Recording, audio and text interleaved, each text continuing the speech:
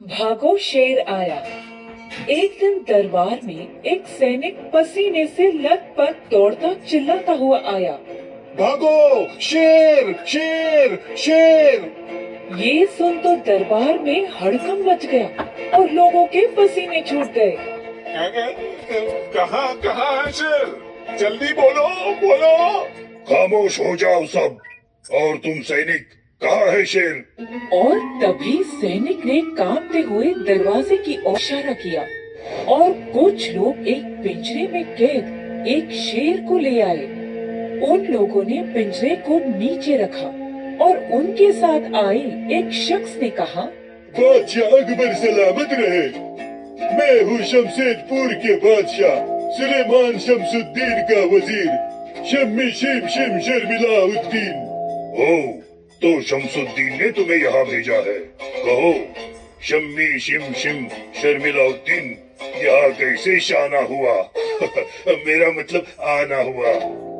वो पिछली बार हमारे बादशाह की मुलाकात आपके एक और मित्र से हुई और उन्होंने बताया कैसे आपके राज्य के लोग बेहद होशियार हैं। इसलिए हमारे बादशाह ने आपके लिए एक पहेली भेजी है।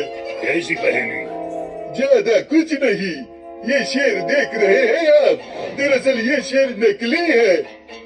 क्या नकली है?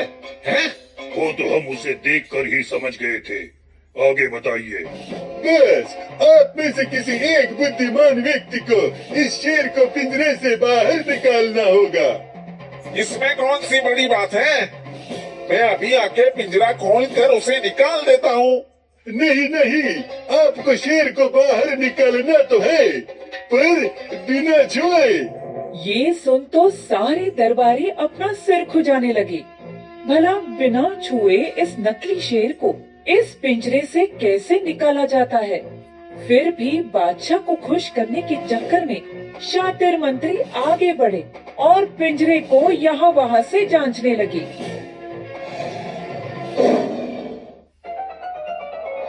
ये देख वहाँ खड़े वजीर और उनके सैनिक हंसने लगे और बादशाह ये सोचकर शर्मिंदा होने लगे कि उनके दरबार में इस पहेली को सुलझाने लायक कोई नहीं। और तभी उन्हें बीरबल की याद आने लगी। बीरबल को भी आज ही छुट्टी लेनी थी। यहाँ हम सब की छुट्टी होने वाली है। लगता है आज हमारे राज्य का नाम खराब होना तय है।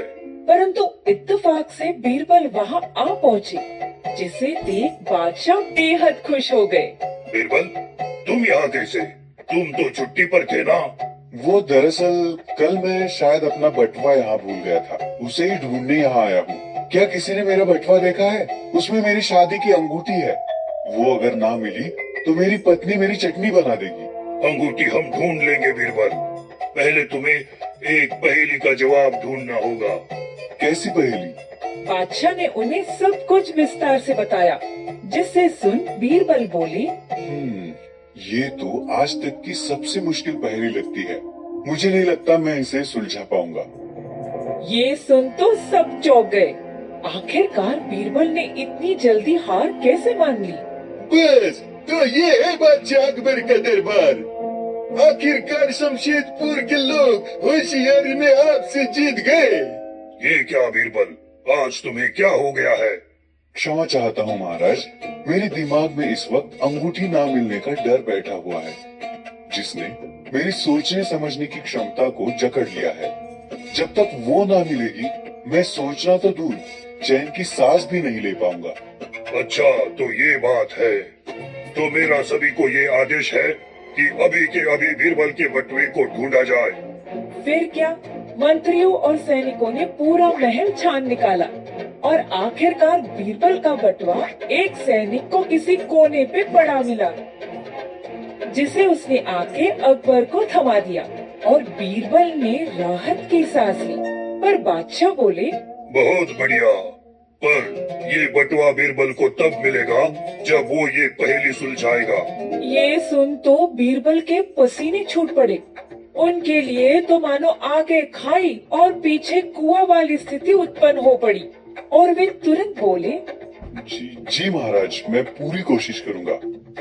फिर क्या, बीरबल उस पिंजरे में बंद शेर की ओर गए और उसे दाएं बाएं ऊपर नीचे से देखा, पर उन्हें भी समझ नहीं आ रहा था कि उस शेर को पिंजरे से कैसे निकाले।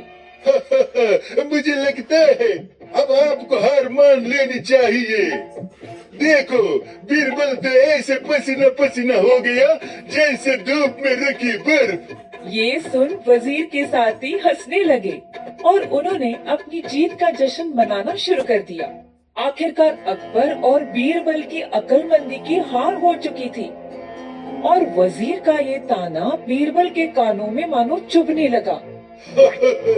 बीरबल तो ऐसे पसीना पसीना हो गया जैसे धूप में रखी बर्फ। बीरबल पसीना पसीना, बर्फ बर्फ, पसीना पसीना। रुको सैनिकों, जल्द से जल्द जलती हुई मशाल ले आओ। ये सुन चारों सैनिक तुरंत भागे और मशाल ले आए। फिर बीरबल ने उनसे शेर के पिंजरे के इर्द गिर्द जाके खड़े होने को कहा और जैसे ही उन्होंने मशाल को शेर की मूर्ति की ओर मोड़ा, गर्मी के कारण वो पिघलने लगा क्योंकि वो मोम से बना था और कुछ देर बाद सारा मोम पिघलकर पिंजरे से बाहर आ गया, जिसका मतलब एक तरीके से ये हुआ कि शेर पिंजरे से बाहर आ चुका था।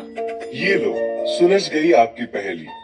आपने ये कहा था कि बिना छुए इस शेर को पिंजरे से बाहर लाना है, किस स्थिति में लाना है वो नहीं कहा था, तो बस आ गया पूरा मोम से बना शेर बाहर। ये देख वजीर और उनके साथी बेहद प्रभावित हुए और तालियां बजाने लगे। उनके साथ सारा दरबार भी तालियों से गूंज उठा और बादशाह ने बीरबल को अंगूठी के साथ साथ कई और गहने भी उपहार में दिए। और हमने ये सीखा कि दिमाग से सभी समस्या का हल ढूंढा जा सकता है।